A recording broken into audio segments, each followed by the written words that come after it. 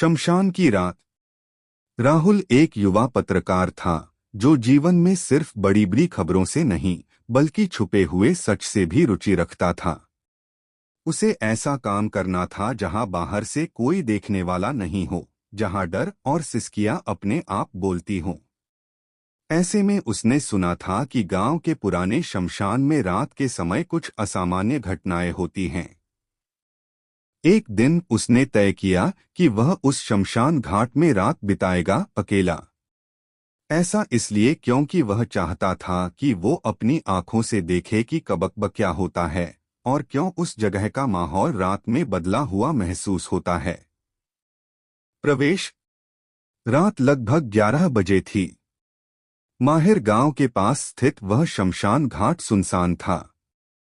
चांद हवेली पर बालूसफेद रोशनी छोड़ रहा था, लेकिन शमशान की हवाएं ठंडी ठंडी हवा की तरह झलक रही थीं। राहुल ने बैग में छोटी टॉर्च, कैमरा, कुछ खाने पीने की चीजें और नोटबुक रखी थी। उसने गेट से प्रवेश किया और अचानक महसूस किया कि रात की चुप्पी में जैसे साए फुसफुसा रहे हों। हवा सुत थी और एक एक आवाज बहुत तेज लग रही थी। एक कंकड़ का खिसकना, पत्तों का फड़कना, कभी कभी ऊपर से बच्चों की मटमैली हंसी खुदबुदाहट जैसा। राहुल ने गहरी सांस ली, कैमरा तैयार किया और शमशान की चिताओं की दिशा में गया। विचित्र संकेत। शमशान के बीचों बीच एक चिता जल रही थी।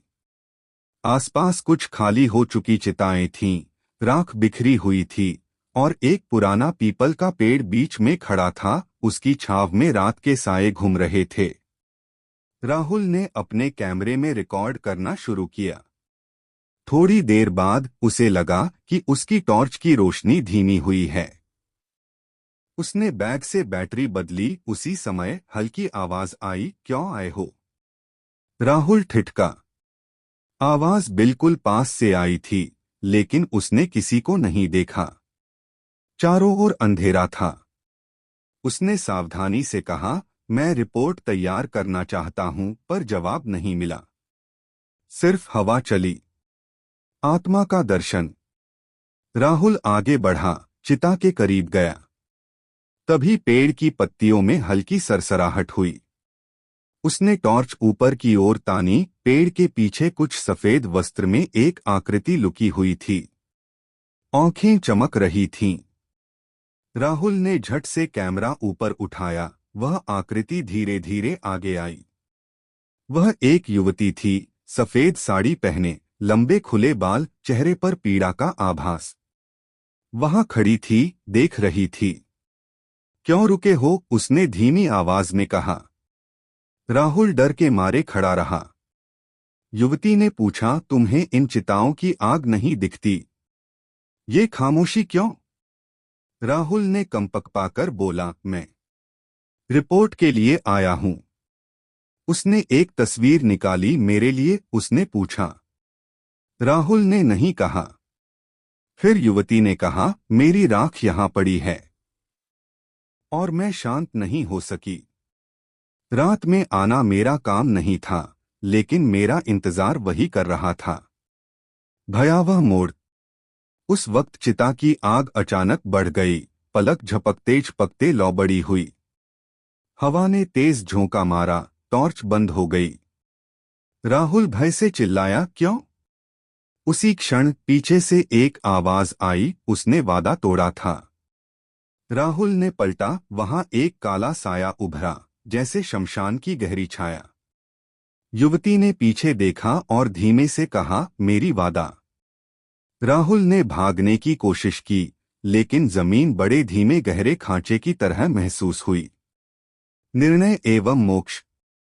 राहुल ने हिम्मत जुटाई। उसने बैग से राख का एक छोटा थान निकाला और युवती के सामने धर दिया। कहा, मैं आपकी कहानी लिखूंगा। उसने शांत स्वर में कहा, मैं चाहता हूं कि मेरी कहानी कभी न बुझे। तब मुझे शांति मिलेगी। तभी उस काले साये ने पास आकर चित्कार किया, तुमने वादा किया था।